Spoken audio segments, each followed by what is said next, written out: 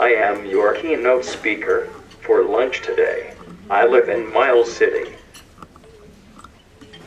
I graduated from Custer County District High School in May of 2010. Now, I work for MYLF Pronounce My Life as a recruiter in eastern Montana. My life is the Montana Youth Leadership Forum. I also work as a board member of the Montana Transition Training, Information, and Resource Center, MTTIRC. In both of these jobs, most of the time, I am speaking to people. Sometimes, I get asked to speak at conferences. Sometimes, I speak for Special Olympics. For Special Olympics, I am a global messenger, and I help in training other athletes to be global messengers. Lastly, I am an athlete ambassador for the Law Enforcement Torch Fund. I was excited when they asked me to speak at this conference, and I was going to get paid to speak. I forgot how much work it is to write a speech, and now I am supposed to speak for about 30 minutes.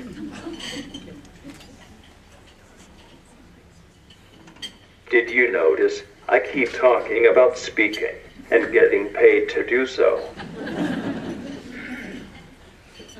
That is my job. I get paid to speak. Being a speaker is a lot of work for me. It takes a lot of time for me to write a speech. It is my job for now. It may not always be my job. I know you are far away, but did you notice I am very good at not moving my lips when I speak?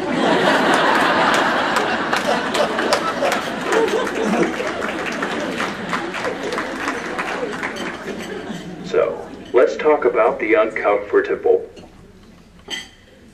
I was labeled as nonverbal.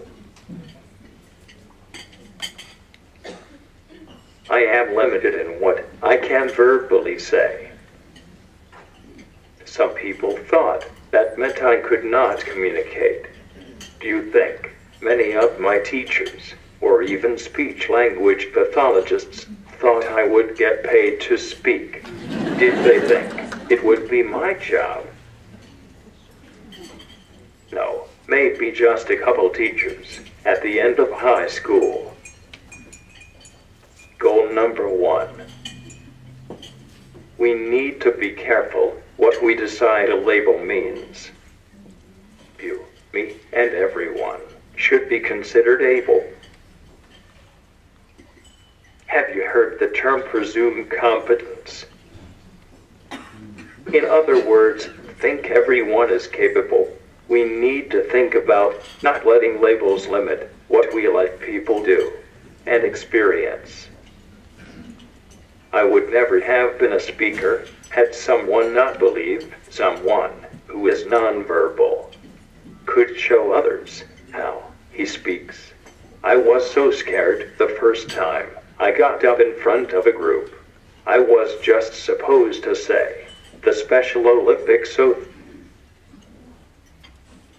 I added a little more, and my speech was about 2 minutes. As soon as I finished, I turned my chair and ran away. When I stopped and turned around, I realized everyone was standing and clapping for me.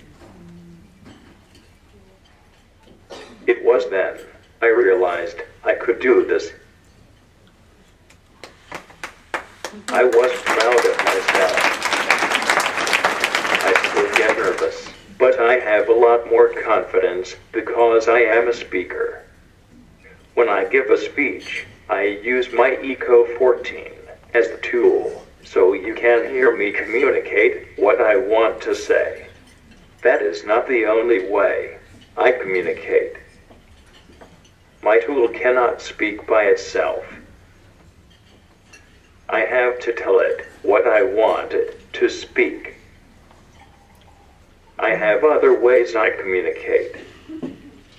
Sometimes I use tools, my Eco, my iPod Touch with Prolo to Go, or my computer with Win. Sometimes I choose not to use any tool. I just use pointing, gesturing, and facial expressions to communicate what I want to say. The people who could and can see past my tools and value me as a capable person have been the most important to me. This leads me into two things to talk about. One is assistive technology in school, and the other is the importance of individuals who believe in you and advocate for you. I have always had assistive technology in school, from the time I was in kindergarten through high school. I am lucky. My technology was something we used at home and then took to school. It was not until I was a junior in high school that the school purchased technology for me to use. This was an advantage for me, but not for other students who could have used technology. I was familiar with my technology, and I decided what went to school for use. Another advantage of the technology being mine was I also decided when I was not taking it to school anymore. In 4th grade, I chose to stop taking my Liberator, that was my communication device. It was being used at school for everything but communication. It was used for writing. It was used for reading. I used it for so much work, I did not want to use it to speak. And the words I was using for reading and writing were not the words I would use to communicate to someone. I was starting to hate my device. We forgot and were not using it for what its real purpose was supposed to be. The goal of the tool got lost. I stopped taking it to school. I stopped using it altogether. It was my device. It was my choice. People using assistive technology have to buy into using the technology. They have to have a purpose for it that is important to them individually. Everyone at school had to rethink how I would show what I had learned. People had to think differently about what I could do. Some people were angry about what I had decided to do. It was the right decision for me. It allowed us to get back to using my communication tools for communication. We never forgot the mistakes we made with the use of the technology and had to think about what we wanted me to be able to do, and then what was the right tool for me to do that. I moved to the next device from that company and got a fresh start at communicating with it. The next big change in what I used at school for technology came when I was in 6th grade. I had been homebound the second half of 5th grade due to surgery. At home, I still needed access to a computer. Because I was in bed so much, the Physical Disability Waiver Program bought me my first laptop. I had gotten used to a smaller computer. When I went to go check out my new 6th grade classroom, where they wanted me to sit was an island behind technology. I was totally surrounded, and I felt cut off from the class. I told the school to put all that away. I am bringing my laptop. I showed them how I could close my notebook and see everyone. That was a great year. I expected to be a part of the class, and my teacher also had that expectation. Thank you, Mrs. Iron, and I will tell you more about her later. The last change with technology at school came my junior year of high school. I had been bringing my laptop back and forth every day. I had to set it up and tear it down each day at both home and school.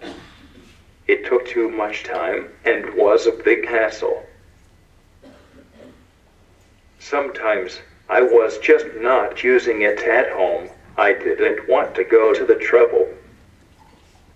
I asked if I could have a laptop that stayed at school, and I could keep mine at home. They knew how much I used it at school, and the principal agreed they would buy one. My technology was always important at school. It allowed me to access school, participate in classes, and show people what I was able to do. When I was a senior, we had a new student start at our high school. He also used a wheelchair and was in some of my classes. I had never had someone in school with a disability similar to mine. The first thing we noticed was that our chairs were different. He had to have someone push him. When he saw my chair, he wanted to be able to drive also. He really liked my chair and how I could go by myself. Then he started to notice how I did things in school, how I spoke, how I could read, and what tools I used to write. He wanted what I had. He wanted to be able to do things like I did. I felt bad. I did not know everyone didn't just have access to tools like I used.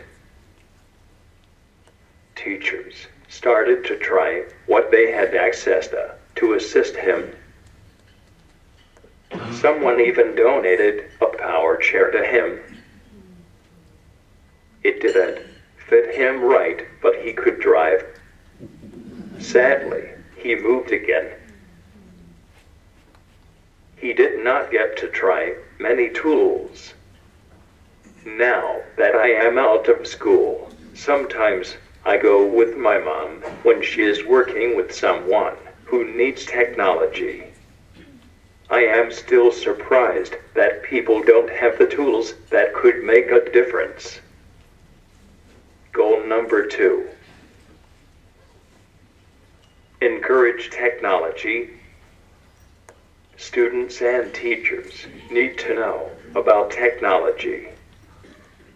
It should be looked at to see if it would help people show they are capable. I wish everyone that needed technology had the tools to use. I think many more students could benefit from the advantages of using technology, like I had.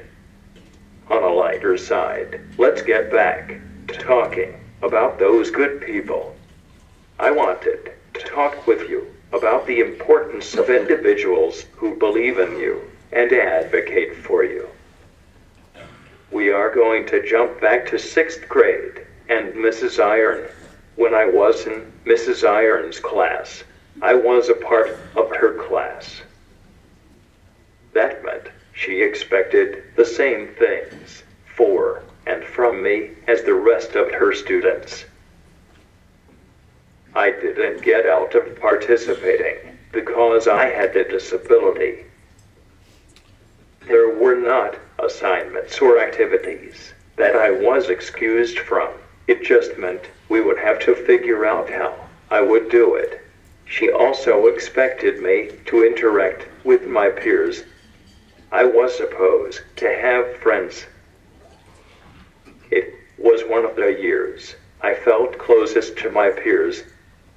I had friends. She tried to get that concept moved to the junior high, but no one saw how important friends are. After that, people just complained that I mostly spoke to adults. Goal number 3. Realize the importance of friends at school. Do you think all the other students come to school just because they want to learn? Sorry to be the one to tell you. They come to see their friends.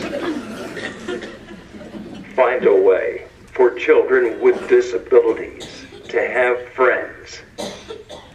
Help them keep friends so that there is always that connection at school. That is what helps everyone want to be at school. Students with disabilities are no different. They just have to work at it harder, especially in junior high and high school. When the other students worry about how they will look socially if they are friends with someone who has a disability, you can be the change in the world that you want to see. I think Mahatma Gandhi said something like that. I am trying to be inspirational here.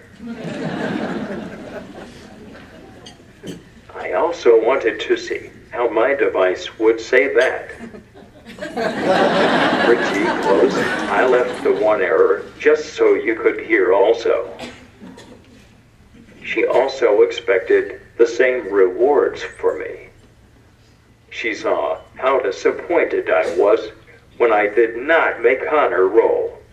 She knew how hard I worked. She wanted to know why my having an IEP was a good enough reason for my not being allowed on honor roll. She asked the administration what I would have to do to make honor roll. Why would it have to be different? For the rest of my educational career, I was on honor roll. She gave me that expectation. She was also the teacher to nominate me for the Yes I Can Award for technology. I do have the trophy. The next person I want to tell you about was my typing teacher, Mr. Took. When they first put me in typing, I called Mom. This was going to be a problem. The school just looked at it as a computer class, and I was good at computers. Mr. Took made all the difference. He didn't care how I was going to type. He just wanted me to be able to show progress. That allowed Mom and I to start brainstorming how I could do this class, and if it could benefit me. The keyboard had to go. I hardly ever used one. We set it up for my ego to be used.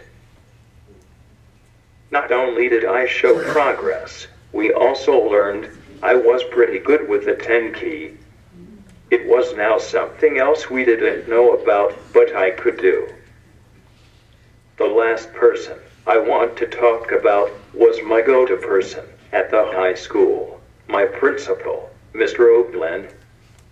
I think everybody needs someone they can talk to about the good and the bad. Mr. Oakland was there when I decided I was not going to school anymore. I was a sophomore. School was really stressful for me. It was at the point I just didn't think it was worth going anymore. I couldn't even go to meetings. I would have to leave. I was so stressed. Mr. Oakland listened to me. He let me just come and say what my stress was, and I could leave. My mom and the team would try and work out the details. Mr. Oakland let me try my suggestions to make school better for me. I wanted a job at the school. I wanted a purpose to my day. I needed that. We created jobs for me to do, to make it through the day. Mr. Oakland and I developed such a strong trust relationship that I knew I could always talk to him, and he would listen to what I had to say. We could joke around, but I also knew when I had to struggle or problem, I could go to him. I could tell him what I needed, and I could fix it. I didn't have to call Mom. He helped me to be my own advocate because he valued what I said. I still consider him my friend. Goal number 4. Every student needs someone who they can talk to and trust that what they said will be valued and then followed through on. The last thing I want to talk to you about is the importance of work. And by that, I mean employment. Sorry again, I didn't mean doing your school assignments. It was important for me to have a job at the high school. Just going to classes didn't have meaning to me. We also had trouble figuring out what classes I could take. A lot of elective classes were not going to work for me or be of value to me. I had filled my core requirements. For high school students, we need to think about what life is going to be like after high school. Is the student going to college? Most students with significant disabilities don't go to college. So, that plan is usually out. How will they spend their days after high school? Will part of the day be spent at work? Should it be doing something they enjoy? How are we figuring that out? If they are going to work, how are we helping them figure out their skills? That could be part of a job. Are we helping them build a list of skills that they know they can do? Having a job gives people a purpose. It helps you feel you are contributing to those around you. It is nice to have money. We expect other students to end up with a job at the end of their schooling. Goal number 5.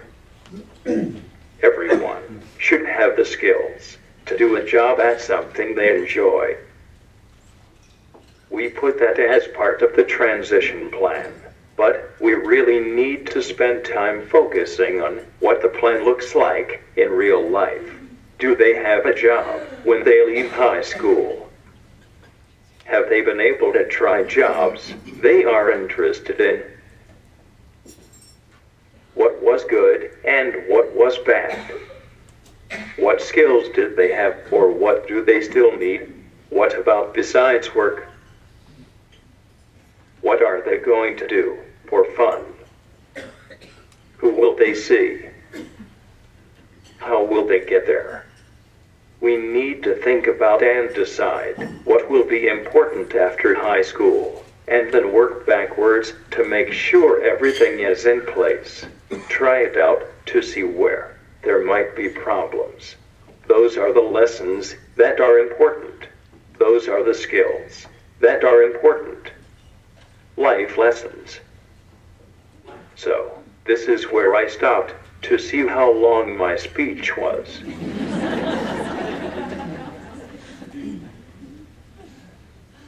I am pretty close. Thinking I need to add just a little more.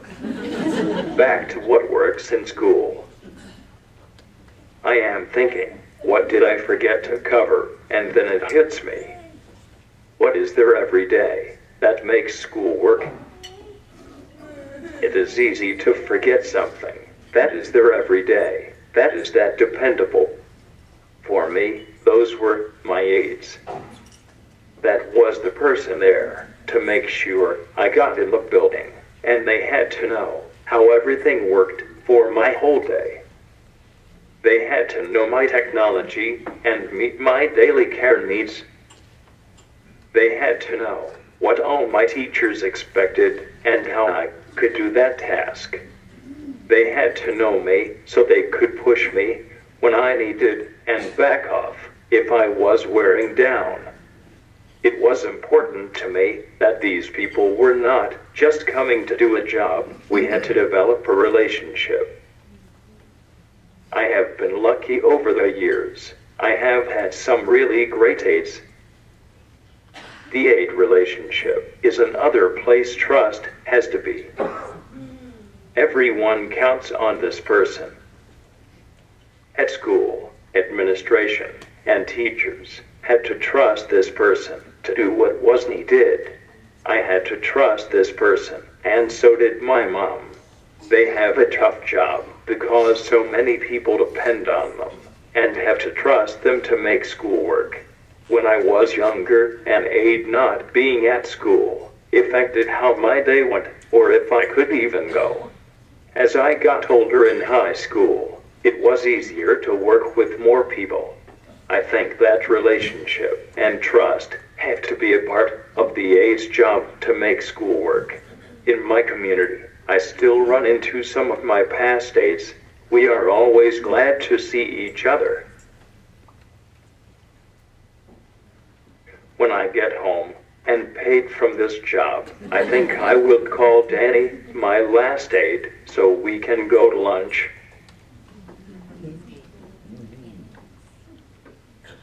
Thank you for listening.